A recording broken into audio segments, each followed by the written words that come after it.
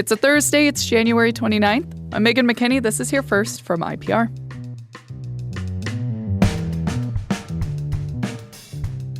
Democrats in Congress are demanding federal immigration enforcement officers make arrests with judicial warrants and clear identification. IPR's James Kelly reports one Iowa congresswoman says those measures would interfere with an officer's ability to do their job. After the death of Minnesota resident Alex Preddy, some Senate Democrats are holding out on a government funding bill that includes more money for federal immigration enforcement. But 2nd District Republican Congresswoman Ashley Hinson says she opposes adding provisions like requiring judicial warrants for ICE to make arrests, saying the bigger problem is cities not complying with federal immigration enforcement. In places where you see that cooperation happening, things are running very, very smoothly. So again, my colleagues on the other side of the aisle are continuing to point to defunding ICE and ending their operations and not cooperating. That's a non-starter for us, and I would argue for the majority of Congress. Congress faces a partial government shutdown if it fails to approve funding for the Department of Homeland Security. I'm James Kelly, IPR News. An organization that helps support Iowa sexual assault survivors plans to close tomorrow and merge into another coalition. The Iowa Coalition Against Sexual Assault announced yesterday its board of directors voted to dissolve the organization. In a statement to KCCI TV, board chair Don Collins says another organization, the Iowa Coalition Against Domestic Violence, will absorb Iowa CASA and then be one coalition. The executive director of the Iowa Coalition Against Domestic Violence, Maria Corona, said in a statement the merge will address significant threats for funding for victim services and will increase capacity to meet the needs of service providers. Iowa CASA says services will still be available through local programs. Nearly 100 employees will return to work at John Deere facilities in Davenport and Dubuque. The announcement came a day after President Donald Trump praised the industrial manufacturer at a rally in central Iowa, calling it a great company. John Deere laid off hundreds of workers in 2025, citing decreased demand and lower order volumes. The company said in a statement, demand is now going up, adding that the callbacks help ensure there are skilled teams in place to support production. The workers will return to the facilities in mid-February. House Republicans are introducing 3 bills they say will help crack down on crime and make Iowa safer. They would require a minimum sentence of 20 years in prison for people who rack up 3 points. That being based on being convicted for multiple specific crimes. Another bill would set stricter requirements for releasing someone on bail. The third bill aims to provide more public information about how judges are handling criminal cases. Republican Representative Steve Holt of Denison says he wants to target people who commit multiple crimes and aren't willing to be rehabilitated. Now, what this means is that a habitual offender is going to prison for a minimum of 20 years.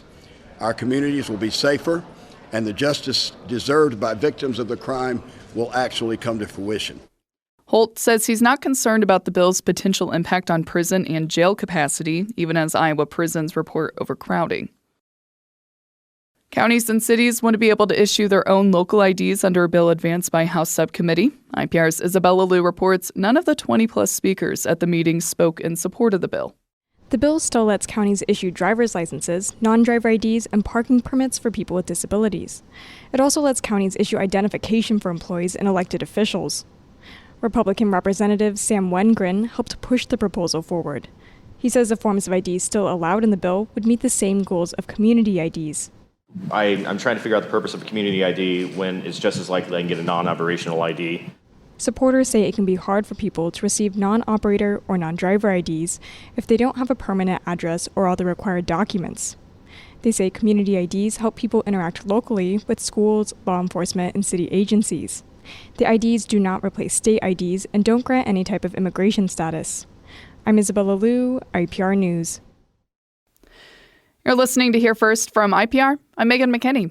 Farmers in Iowa face unique challenges that are impacting their mental health. It really is about their identity, that can they continue to be a farmer? Is this farm that maybe is in the 4th or 5th generation and they're the steward of the farm? Is it at risk? Here in just a moment, the stressors facing farmers today. Stay with us. Welcome back to this Thursday edition of Hear First from IPR. I'm Megan McKinney. There's a growing mental health crisis gripping Americans in all corners of the country, and Iowa's farmers are facing unique challenges, like economic shifts, generational pride. IPR's James Kelly explores some of the stressors they're facing today, and as a warning to listeners, this story mentions suicide. 69-year-old Doug Fuller holds up a plaster mold in his dining room of a cat's paw. It's engraved with the name Ellie. It was just my cat and I for most of the time. And I had to put this cat to sleep. And that was so hard for me. That painful experience launched him into a long bout with severe depression. Fuller spent 2 months in the hospital, away from the corn and soybean farm he shared with his brother, Dean. I farmed with my partner, with my brother, for years here. Fuller says his brother also struggled with depression. His mood matched the volatility of corn and soybean markets, which he watched closely. Then, in 2023, his brother committed suicide. You know, he had the world by the tail, but he just really couldn't recognize it. He just, prices, if they'd go down sharp, I mean, it just caused so much anxiety for him. Fuller's story is not uncommon. Farmers are 3.5 times more likely to die by suicide than the general population. That's according to the National Rural Health Association. One reason is that farmers are hit especially hard by shifts in the economy.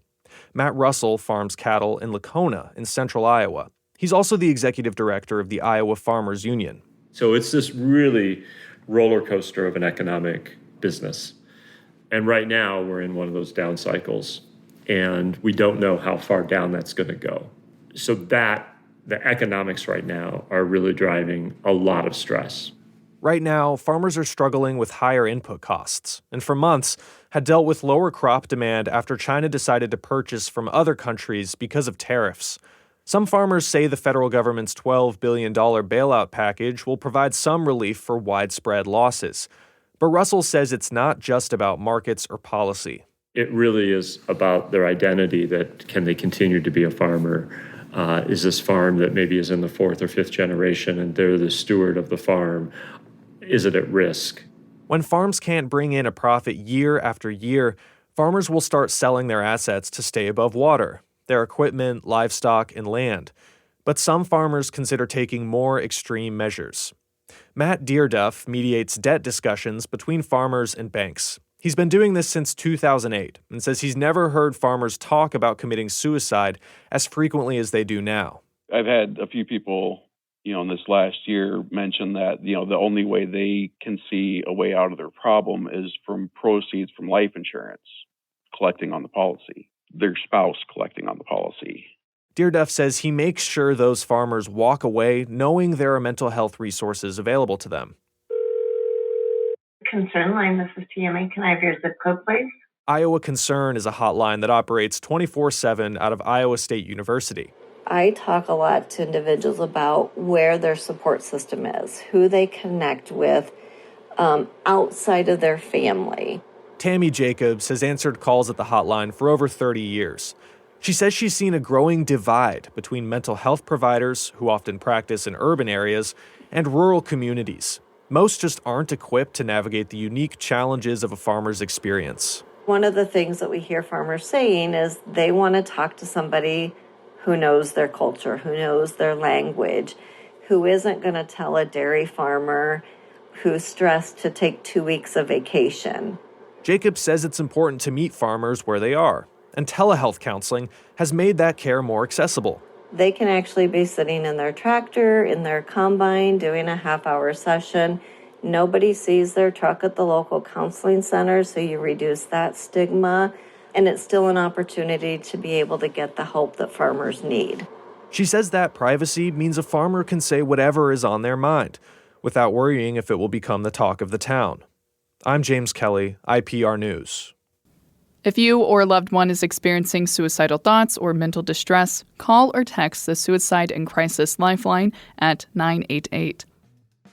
I'm Megan McKinney. Thank you for listening to Hear First from IPR. Have a great Thursday.